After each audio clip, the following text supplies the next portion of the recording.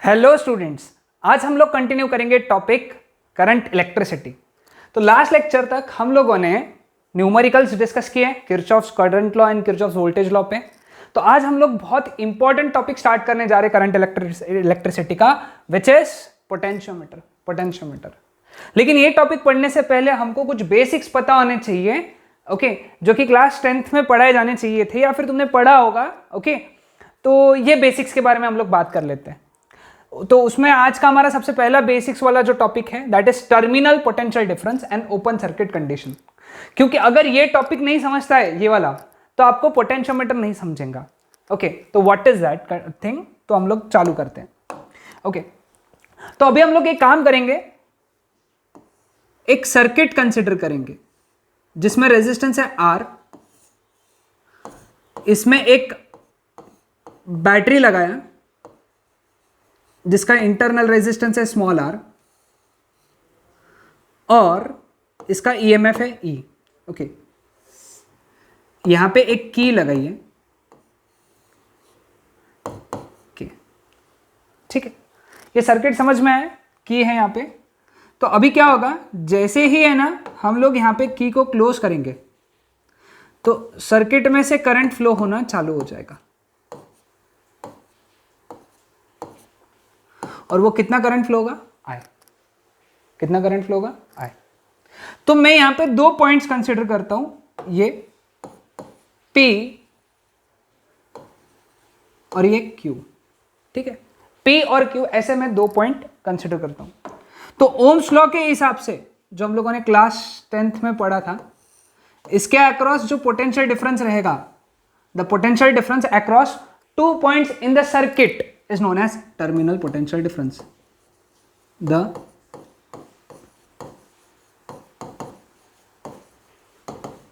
potential difference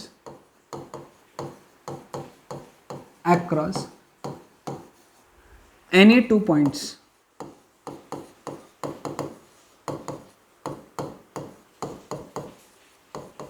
in the circuit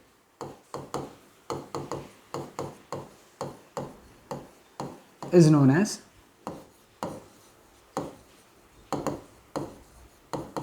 terminal potential difference. ये extra point है, तुमको कोई भी 12th के टेक्स्ट बुक में नहीं मिलने वाला है, तो ध्यान में रखो, ओके। तो ये दो पॉइंट्स के बीच का potential difference that is known as terminal potential difference. और इस टर्मिनल पोटेंशियल डिफरेंस का formula V is equal to IR, ठीक है। समझ में क्लियर है। अब अगर सपोज मैं सर्किट को नाम दे देता हूं PQRS, ठीक है, ऐसे 4 पॉइंट्स हैं। अप्लाइंग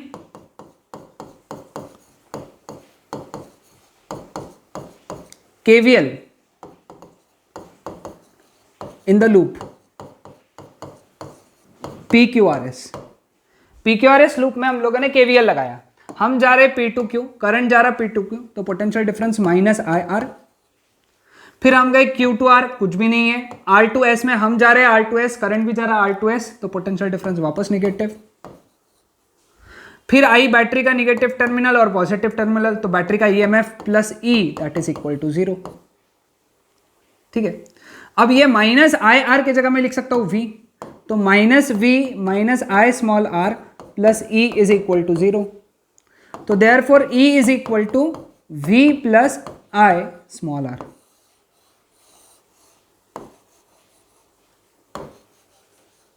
ओके, क्लियर हुआ सबको। तो ये इक्वेशन है। नाउ इमेजिन करो कि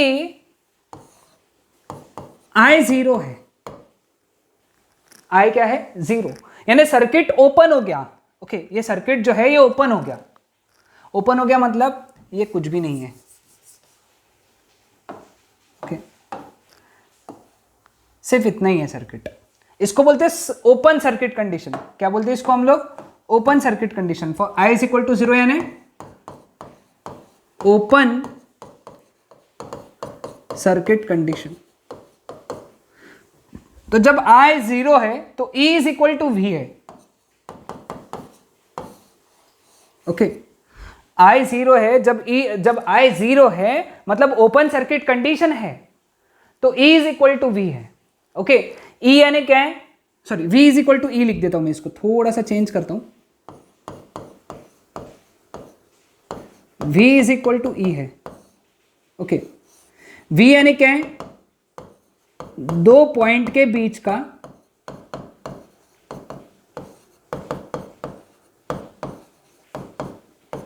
पोटेंशियल डिफरेंस, दो पॉइंट के बीच का पोटेंशियल डिफरेंस। और E यानी क्या है, EMF ऑफ सेल या फिर बैटरी, वो दो पॉइंट्स के बीच में लगाई हुई है ना, वो दो पॉइंट्स के बीच में जो बैटरी या सेल लगाया उसका EMF। ओके, तो आज से हम लोग क्या याद रखें इससे, कि जब जब भी I 0 रहेगा मतलब ओपन सर्किट कंडीशन रहेगा। क्या रहेगा, ओपन सर्किट कंडीशन। ओके, तो ओपन सर्किट कंडीशन मतलब I 0। ओके, याद रहेगा, यानी अगले बार जब तुम कान पे ये तुम्हारे वर्ड आए क्या, ओपन सर्किट कंडीशन, तब तुम्हारे दिमाग में क्या चमकना चाहिए, I 0 है। और दूसरी चीज क्या चमकनी चाहिए, V इज इक्वल टू ई है। V यानी क्या है, इन दो पॉइंट्स के बीच का पोटेंशियल डिफरेंस वो किसके इक्वल है, उसके बीच में लगाई हुई बैटरी या सेल के EMF के इक्वल है। E यानी क्या है, दो पॉइंट्स के बीच में लगाई हुई बैटरी या फिर सेल का, उन दो पॉइंट्स के बीच में लगाई हुई बैटरी या फिर सेल का EMF है। क्या है, EMF है। ओके, तो ये याद ही रख लो ना अगले बार से, भाई जब भी मैंने बोला ओपन सर्किट कंडीशन है या फिर I 0 है तो V इज इक्वल टू ई है, दो पॉइंट के बीच का पोटेंशियल डिफरेंस उन दो पॉइंट्स के बीच में लगाई हुई बैटरी के या फिर सेल के EMF के इक्वल होता है। ये याद करके रख लो। ओके, इसको लगे सो हिंदी में लिख के रख लो। ओके, ये मैं लिख देता हूं, ये सारा पॉइंट्स लिख लेना है, यहाँ एक्स्ट्रा पॉइंट बोल के लिखना है, ये बोर्ड्स में नहीं आने वाला है। जब ओपन सर्किट कंडीशन मतलब I इज इक्वल टू 0 रहेगा, तब दो पॉइंट्स के बीच का पोटेंशियल डिफरेंस, उन दो पॉइंट्स, थोड़ा हिंदी समझ लेना, उन दो पॉइंट्स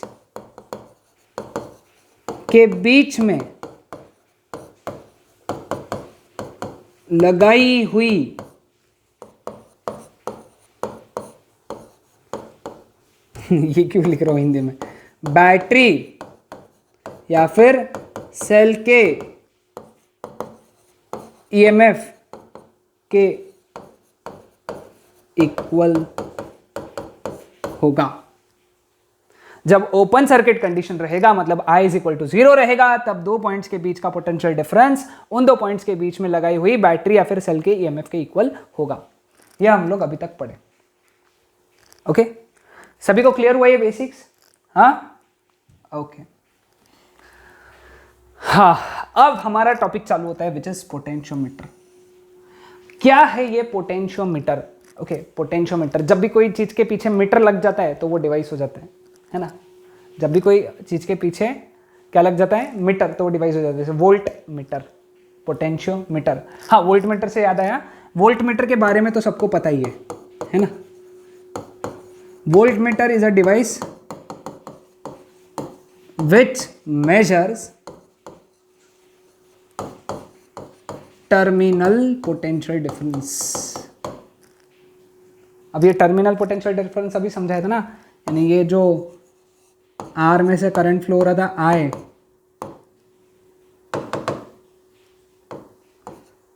तो इसने यहां पे पोटेंशियल डिफरेंस बनाया था, तो वो पोटेंशियल डिफरेंस गिनने का काम है इस वोल्ट मीटर का। ओके, क्लियर है? हाँ, पढ़ेंगे अपन, इसका आगे लिखेंगे points. A device which does not draw any current from the circuit, acting like an ideal voltmeter and measures the potential difference accurately is known as potentiometer. अब ये definition learn कर लो, okay? क्योंकि which does not draw any current and measures potential difference, ये तुमको अभी नहीं समझेगा। जैसे जैसे हम लोग आगे बढ़ेंगे और इसके एप्लीकेशंस पढ़ेंगे तब तुमको ये ध्यान में आ जाएगा। ठीक है, समझ में? तो ये अभी सिर्फ डेफिनेशन ऐसे याद रखना है, बोर्ड्स में पूछी जा सकती है। अब ये जैसे जैसे चैप्टर आगे बढ़ेगा, जैसे जैसे अपन आगे आगे बढ़ेंगे तो तुमको समझ में आएगा कि मैं बोल क्या रहा था। मतलब करंट ड्रॉ नहीं कर रहा है फिर भी पोटेंशियल डिफरेंस मेजर कर रहा है। है ना। तो ये हम लोग आगे पढ़ेंगे। An acts like an ideal voltmeter. Voltmeter मतलब वोल्टमीटर है, आइडियल वाला वोल्टमीटर है। वोल्टमीटर का काम क्या था? टर्मिनल पोटेंशियल डिफरेंस मेजर करना। तो ये भी तो वही कर रहे हैं, इट मेजर्स पोटेंशियल डिफरेंस। तो वोल्टमीटर और इसमें फर्क क्या है? वोल्टमीटर में और इसमें सिमिलैरिटी पढ़ लो पहले तो। वोल्टमीटर और पोटेंशियोमीटर दोनों क्या मेजर करते हैं? क्या मेजर करते हैं? पोटेंशियल डिफरेंस मेजर करते हैं। ये भी V is equal to I R measure करता है, ये भी V is equal to I R measure करता है। लेकिन ये जो पोटेंशियोमीटर है ये बहुत एक्यूरेटली मेजर करता है because it does not draw any current. Voltmeter draw some current. तो उसकी वजह से जो उसने पोटेंशियल डिफरेंस मेजर करता है वो एकदम एक्यूरेट नहीं रहता। कौन? सादा वोल्टमीटर। लेकिन पोटेंशियोमीटर एकदम एक्यूरेट, एकदम एक्यूरेट। ठीक है। दूसरा point, it has infinite resistance. ये पॉइंट भी याद रखो। ऐसा क्यों? अगेन एज आई सेड, तुम आगे आगे जैसे लेक्चर्स देखोगे मेरे तो तुमको क्लियर होते रहेगा। सिर्फ अभी पॉइंट लिख के रख लो और याद करके रख लो। ठीक है, समझ में आया सबको? वोल्टमीटर क्या है? Again as I said, a device which measures potential difference between the 2 points of the circuit is known as voltmeter. या फिर a device which measures terminal potential difference, वो भी करेक्ट है। या फिर ये भी करेक्ट है, a device which measures potential difference between 2 points of the circuit is known as voltmeter. तो इसका रेजिस्टेंस, पोटेंशियोमीटर का रेजिस्टेंस कैसा था? इनफाइनाइट। ये आइडियल नहीं है तो इसका रेजिस्टेंस वेरी लार्ज होता है। आइडियल वोल्टमीटर का इनफाइनाइट होता है, या फिर पोटेंशियोमीटर, क्योंकि पोटेंशियोमीटर ही आइडियल वोल्टमीटर है तो उसका रेजिस्टेंस इनफाइनाइट है। ये इसका रेजिस्टेंस इनफाइनाइट नहीं होता है, ये वेरी लार्ज होता है। Again as I said, as I repeat, हम लोग ये पढ़ेंगे आगे कि इनफाइनाइट क्यों होता है। ओके, अभी सिर्फ इसको जनरल नॉलेज के जैसे याद कर दे चलो। प्रिंसिपल ऑफ पोटेंशियोमीटर, ये टॉपिक बहुत इंपॉर्टेंट है क्योंकि यहां से चालू रहा है सारा चीज। ओके, तो what is principle of potentiometer? The potential difference between the 2 points on the wire, है ना। उस पोटेंशियोमीटर वायर के बीच में कोई भी 2 पॉइंट्स के बीच का पोटेंशियल डिफरेंस, ये 2 पॉइंट्स लेटर से P और Q, इनके बीच का potential difference is directly proportional to the length of wire between them. Length of wire between them, इन दोनों के बीच का लेंथ कोई प्रोपोर्शनल है। ओके, ये इसका पोटेंशियोमीटर का प्रिंसिपल। वैसे यहां तक ये इक्वेशन आ गया है ना। The potential difference between 2 points on the wire is directly proportional to the length of the wire provided that 3 condition, क्योंकि ये कंडीशन नहीं लिखोगे तो आधे मार्क्स कट जाएंगे। provided that the wire is of uniform cross section, 3 condition है इसलिए 3 colours में लिखे मैंने, है ना। provided that wire is of uniform cross section, यानी वायर का जो उसकी जो एरिया है, एरिया पूरी क्या होनी चाहिए? यूनिफॉर्म होनी चाहिए, कांस्टेंट होनी चाहिए। नहीं तो कहीं जाड़ा, कहीं कम, कहीं धूप, कहीं छाव, है ना। तो कहीं जाड़ा है, कहीं कम है, ऐसा पतला है, ऐसा नहीं होना चाहिए, एकदम एक जैसा। ठीक है। दूसरा क्या है? The current through the wire should be same या इज सेम, जो वायर से करंट फ्लो रहा है वो सेम होना चाहिए। And the temperature of the wire remains constant, temperature नहीं बदल रहे, टेम्परेचर बदलने नहीं देना है, क्योंकि टेम्परेचर बदला तो रेजिस्टेंस बदल गया, रेजिस्टेंस बदला तो पूरा खेल ही चेंज हो गया। तो ये 3 बातें ध्यान में रखना है। कौन सी 3 बातें? कि वायर का क्रॉस सेक्शन यूनिफॉर्म होना चाहिए, वायर से करंट फ्लो होना यूनिफॉर्म होना चाहिए, और तीसरा टेम्परेचर वायर का बदलना नहीं चाहिए, है ना। समझ में आया सबको? आसान चीज। V is directly proportional to L। Clear with this? हाँ, तो सॉरी,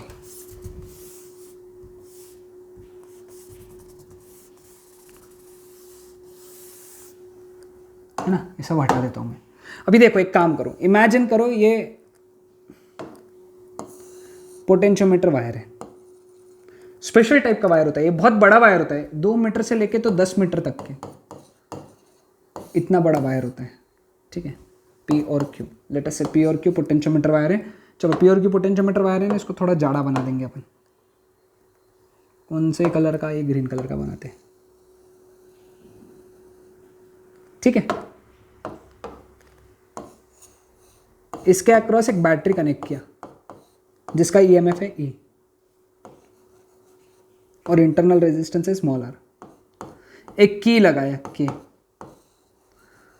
और यहां पे लगाया एक रियोस्टैट। रियोस्टैट यानी क्या है?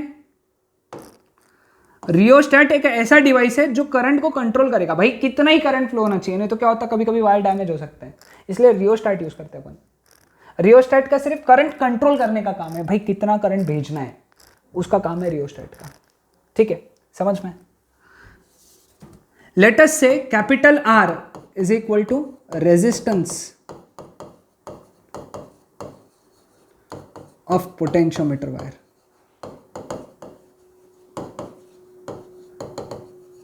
उस पोटेंशियोमीटर वायर का रेजिस्टेंस कितना है, कैपिटल R, ठीक है।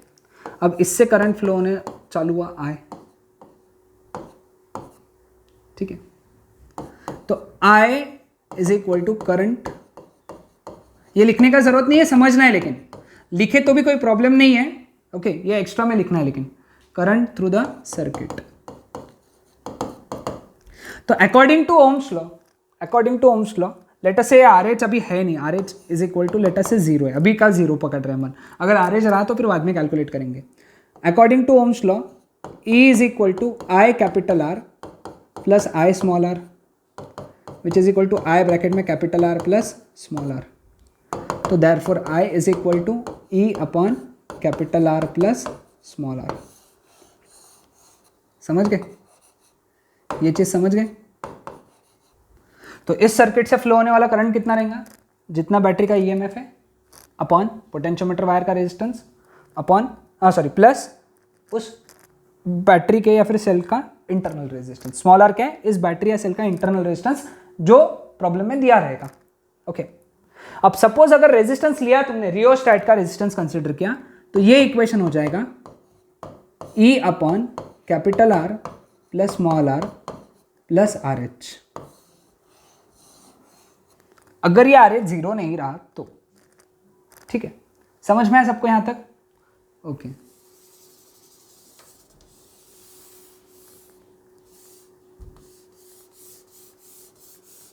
ओके, अब देखो यहां पे, अब दो पॉइंट के बीच में जो पोटेंशियल डिफरेंस रहेगा वो रहेगा I स्मॉल r, सॉरी ये दो पॉइंट्स पकड़े अपन ने P और यहां पे कंसीडर कर लिया लेट अस से R। ये दो पॉइंट्स के बीच का potential difference V that is equal to I R P R, R P R है ना। R P R क्या है, resistance of wire P R, ठीक है। अब I कितना है, E upon capital R plus small r, RH अभी नहीं पकड़ते, और ये कितना रहेगा R P R। R P R निकालना कैसे निकालेंगे, मैं यहां फॉर्मूला लिखता हूं, R P R is equal to resistance per unit length into length, formula लिख के रख लो, है ना। रेजिस्टेंस पर यूनिट लेंथ यानी इस वायर का रेजिस्टेंस पर यूनिट लेंथ कितना होता है, resistance per unit length into length, ठीक है, समझ में। तो therefore V is equal to E capital R upon L into capital R plus small r into small l, है ना। अब देखो E बदलना है क्या, कभी नहीं, मतलब E रिमेन कांस्टेंट। इस वायर का रेजिस्टेंस, पोटेंशियोमीटर वायर का रेजिस्टेंस कैपिटल R, ये बदलना है क्या, कभी नहीं, मतलब कैपिटल R इज कांस्टेंट। इस बैटरी का या इस सेल के EMF का internal resistance always remains constant. Capital L जो है ये पूरे वायर का लेंथ है पोटेंशियोमीटर का, तो वो भी कांस्टेंट है। तो therefore V is equal to constant into small l, मतलब V is directly proportional to small l, ठीक है, समझ में। कोई डाउट किसी को? तो ये हो गया इसका प्रूफ। ये प्रूफ अपने सिलेबस में नहीं है, बट तुमने लिख के रख लेना है सारी चीजें जितने मैंने बताई, ओके।